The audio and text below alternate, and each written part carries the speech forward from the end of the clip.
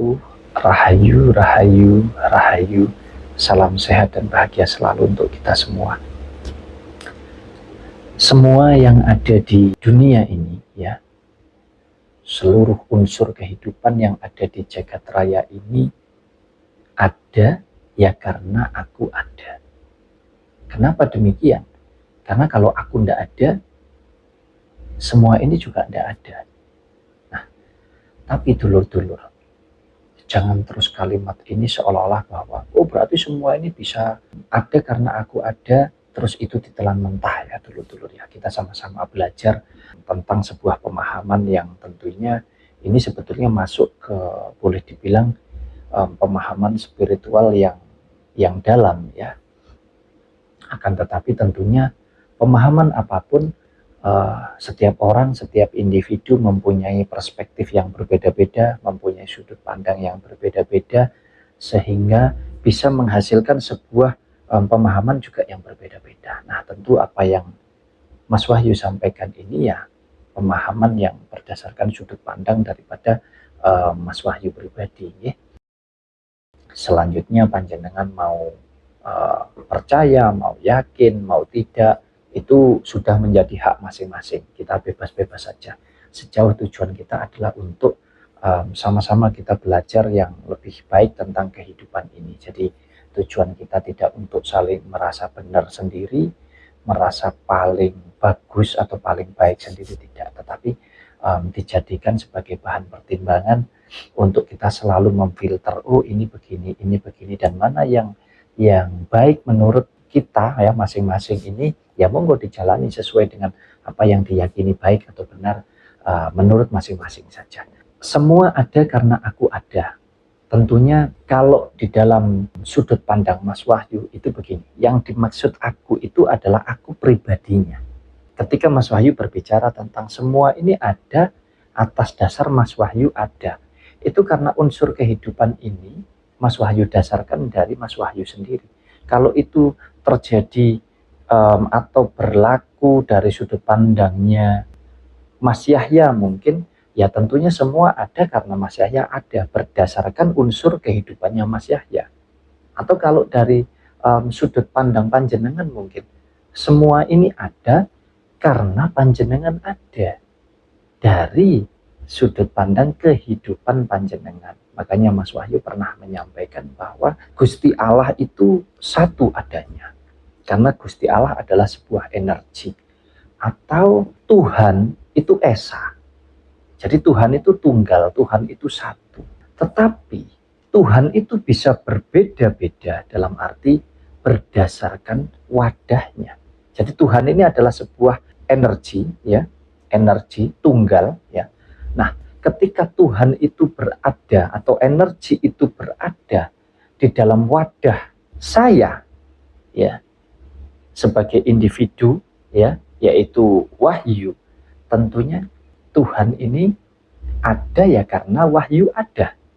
Jadi energi ini ada karena Wahyu ini ada. Nah, sebaliknya dengan ketika Tuhan berada di wadahnya panjenengan, ya tentunya Tuhan ada karena panjenengan ada. Kenapa demikian? Mungkin kita boleh belajar sedikit saja. Jikalau di jagat raya atau di alam semesta ini tidak ada kita, tidak ada satupun manusia, mohon maaf, atau tidak ada unsur kehidupan di jagat raya ini, kira-kira siapa yang bisa mengatakan bahwa Tuhan itu ada? Siapa yang mengakui bahwa Tuhan itu ada? Karena makhluk yang paling sempurna karena mempunyai sebuah rasa atau rasa hanya manusia. Ketika ada manusia di jagat raya atau alam semesta ini, maka manusia tersebut mengakui adanya energi atau adanya Tuhan sebagai energi sang pencipta ini tadi. Nah, ketika itu kita pelajari kembali lebih dalam lagi di dalam kehidupan pribadi kita, tentunya kita bisa menyimpulkan bahwa semua ini ada karena aku ada, tapi akunya adalah masing-masing ini. Akunya yang ada di dalam saya, ya berbeda dengan akunya yang ada di dalam panjenengan. Itu akunya panjenengan sendiri. Sehingga di dalam menentukan proses hidupnya, ya tergantung masing-masing aku. Kalau akunya Mas Wahyu ini, saya sendiri yang bisa merasakan dan saya yang punya kehendak untuk saya harus bagaimana menjalankan kehidupan saya atau kehidupan aku yang ada di dalam pribadiku ini. Demikian pula dengan panjenengan. Jadi ini memang agak tidak mudah untuk dipahami ya dulur-dulur ya. Tapi kalau panjenengan mau memahami ini dengan cara berpikir yang luas, panjenengan bisa menangkap apa yang Mas Wahyu sampaikan. Nah, jadi semua yang ada di dalam unsur kehidupan di alam semesta ini ada karena aku ada. Karena yang mempunyai rasa untuk mengakui, untuk merasakan, melihat semuanya ini ya aku, atau panjenengan, atau Mas Yahya, atau secara keseluruhan adalah manusia itu sendiri. Contohnya bagaimana Mas Wahyu? Contohnya apa? Mungkin kalau buat saya secara pribadi contohnya adalah timur itu ada karena aku ada. Barat itu ada karena aku ada. Utara ada karena aku ada dan selatan ada karena aku ada. Kalau aku nggak ada, nggak akan pernah ada apa-apa. Tapi untuk unsur kehidupanku, kalau untuk jenengan ya semua ada karena jenengan. Kalau jenengan nggak ada ya nggak ada apa-apa. Itulah kehidupan. Sehingga kalau kita sering sekali mengatakan, Tuhan itu sebetulnya ada di mana sih? Atau Gusti Allah atau Sang Pencipta itu ada di mana?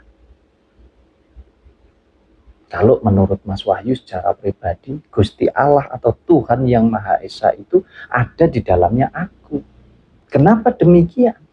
Karena kalau nggak ada Tuhan di dalamnya aku nggak akan pernah bisa hidup. Jangankan berfungsi, hidup aja nggak bisa. Apalagi kita bicara tentang fungsi. Nah, kalau dikembalikan lagi, timur ada, barat ada, utara ada, selatan ada karena aku. Contohnya yang lebih gampang bagaimana Mas Wahyu? Contohnya adalah ketika Mas Wahyu duduk di sini. Ketika Mas Wahyu duduk di sini, lalu Mas Wahyu bertanya, timur itu di mana? Oh, timur itu di sana Mas Wahyu. Lalu Mas Wahyu berjalan ke sana untuk menuju ke timur. Dan setelah sampai di sana Mas Wahyu bertanya lagi, timur itu di mana? Oh, timur itu di sana.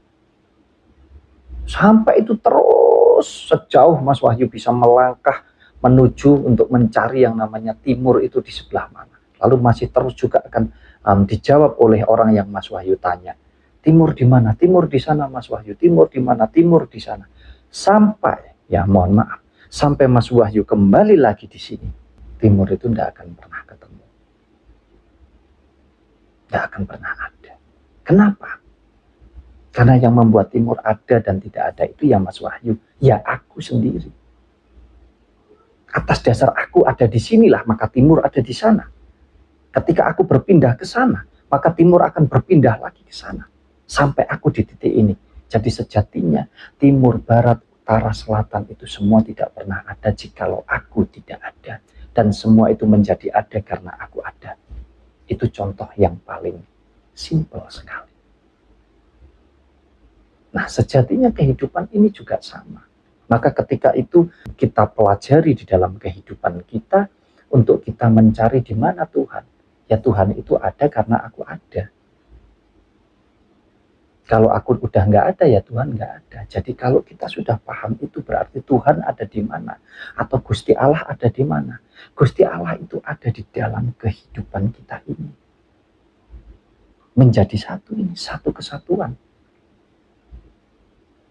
Kalau kita sering sebut, Gusti Allah itu ada di dalam relung hati kita, ada di dalam hati nurani atau di dalam relung jiwa kita.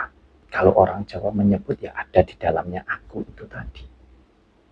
Inilah yang pernah ditanyakan juga bahwa lalu kita ini sebetulnya menyembah siapa? Kan kita sering bilang bahwa kita ini menyembah Tuhan. Kita menyembah Gusti Allah. Tetapi kalau kenyataannya bahwa Tuhan, bahwa Gusti Allah itu ada di dalam kehidupan kita, bukankah berarti bisa dikatakan bahwa aku menyembah aku? Apa ini benar, Mas Wahyu? Kalau di dalam bungkusnya boleh itu kita anggap benar bahwa aku menyembah aku, tetapi kita juga harus paham masuk di dalamnya bahwa aku bukanlah tubuh ini. Aku ini adalah wadah daripada energi kehidupan. Aku adalah wadah daripada rohnya Gusti Allah. Jadi kalau disebut bahwa aku menyembah aku secara bungkus, oke, benar. Tetapi kalau tidak paham di dalamnya, nanti jadi berpikiran bahwa oh berarti Mas Wahyu menyembah Mas Wahyu, ini jadi salah. Jadi kalau kita menyembah Gusti Allah, karena Gusti Allah itu ada di dalam pribadi kita, sehingga dibungkus bahwa seolah-olah bisa dikatakan aku nyembah aku. Nah kalau dikembalikan lagi sebetulnya di dalam berdoa, di dalam berkeinginan, di dalam berkomunikasi, di dalam mohon maaf, ada bahasa atau kalimat yang mengatakan guru sejati itu adalah aku sendiri. Atau ada juga yang mengatakan bahwa dosennya adalah aku, muridnya juga aku. Atau ada juga yang mengatakan bahwa juragane iku aku dan buruwe yo aku. Istilahnya majikannya itu adalah aku, tetapi karyawannya juga aku. Kenapa? Contoh begini, kalau kita menginginkan sesuatu, misal panjenengan menginginkan uang, ya gambaran yang ini contoh yang mudah ya dulur-dulur ya.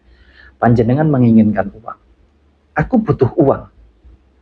Jenengan sampaikan itu keluar ya dari dalam pola pikir, lalu keluar melalui lisan. Aku butuh duit, aku butuh uang. Nah, yang butuh uang siapa? Yang butuh uang adalah aku. Aku butuh uang. Lalu pertanyaannya, siapa nanti yang akan mencarikan uang? Ya aku. Jadi aku adalah majikan yang memerintahkan karena aku mempunyai kebutuhan, tetapi yang mengerjakan juga aku sendiri. Jadi aku majikane, yo aku buruwe. Tetapi akunya, aku yang ada di dalam dan aku yang ada di luar ini, kita juga harus paham. Makanya ada istilah kusir dan juga kuda. Yang jadi kuda yang mana, yang jadi kusir yang mana. Makanya ketika kita paham tatanan ini, insya Allah tidak ada yang sulit, tidak ada yang susah.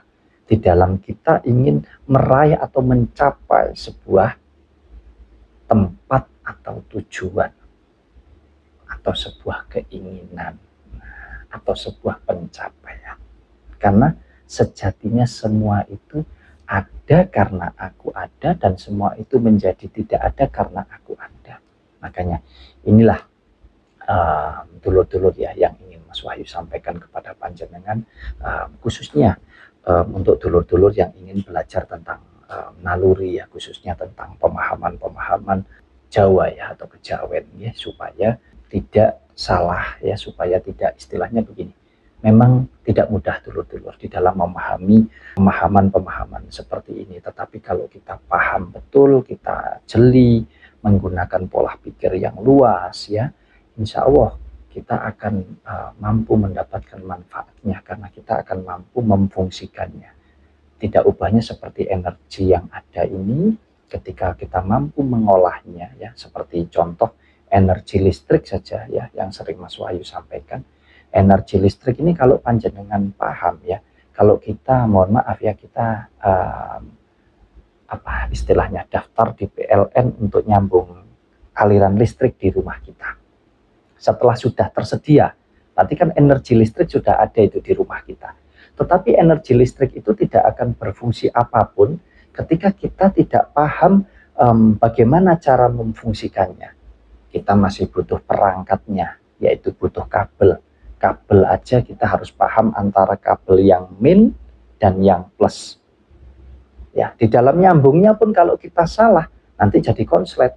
Tapi kalau sudah benar, nanti kita tambahi alat lagi. Oh, kita kasih saklar. Oh, nanti kita kasih stop kontak. Oh, nanti kita kasih pitingan. Nanti kita kasih bolam.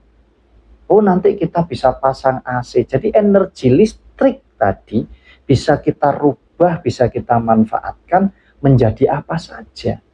Bisa menjadi bola, sehingga ada cahaya terang. Itu dari energi listrik.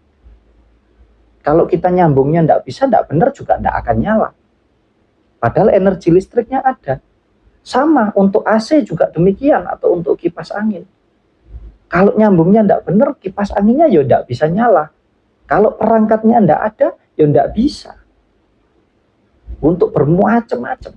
Nah, energinya Gusti Allah yang ada di dalam kehidupan kita juga sama persis. Kalau kita sudah paham, oh perangkatnya ini loh untuk menghidupkan. Oh caranya begini loh, supaya energi yang ada di dalam kehidupan kita bisa berfungsi dengan maksimal, ya tidak ada yang mustahil. Apapun yang panjenengan inginkan semua bisa terwujud dan terjadi di sana. Karena kita ini memang maha segala-galanya. Lawang Gusti Allah Tuhan itu adalah yang maha segala-galanya, dan Gusti Allah menempati unsur kehidupan kita. Wadahnya itu kita. Mudah-mudahan ya, mudah-mudahan dulur-dulur bisa memahami. Mungkin kalau tidak paham nanti bisa diputar, diulang-ulang ya. Karena memang tidak mudah ya untuk memahami pemahaman seperti ini. Tetapi kalau jenengan bisa belajar dengan jeli, jenengan mampu menangkap ini, maka jenengan akan mendapatkan isi dari apa yang Mas Wahyu sampaikan ya. Nah, jadi inilah yang menjadi pertanyaan bahwa mosok aku iki nyembah aku, wong Gusti Allah iki ono nek jerone aku. Jadi sebetulnya secara bungkus itu sudah benar, tapi harus dipertajam lagi untuk masuk di dalamnya supaya kalimat tersebut tidak ditelan mentah, sehingga persepsinya hanya kita ambil dari rasa atau dari sudut pandang secara manusiawi saja ya. Mungkin sedikit saja ya dulur-dulur, apa yang Mas Wahyu sampaikan mudah-mudahan bisa bermanfaat buat panjenengan semuanya. Dan kalau ada ketidakcocokan atau mungkin tidak sesuai dengan pemahaman dari panjenengan semua ya, karena lebih-lebih di YouTube itu kan yang menonton juga random ya, berbeda-beda keyakinan, berbeda-beda pemahaman, sudut pandang, cara berpikir. Tentu kita semua saling menghormati, saling menghargai satu dengan yang lain tentang pemahaman dan keyakinan masing-masing. Intinya adalah apapun yang kita pahami, kita meyakini dan mengimani bahwa Tuhan itu adalah Esa. Jadi Gusti Allah itu hanya satu. Jadi tidak perlu kita berdebat, tidak perlu kita berebut, tidak perlu kita merasa paling benar, paling pinter, dan kita merasa bisa menghakimi bahwa orang lain yang tidak sepaham dengan kita itu adalah, mohon maaf, itu adalah murtad ya, nggak beriman dan lain sebagainya. Sekali lagi kita bicara tentang keimanan kepada Tuhan kita, itu sudah bersifat individu. Jadi masing-masing ya. Terima kasih. Ada kurang lebihnya saya mohon maaf yang sebesar-besarnya.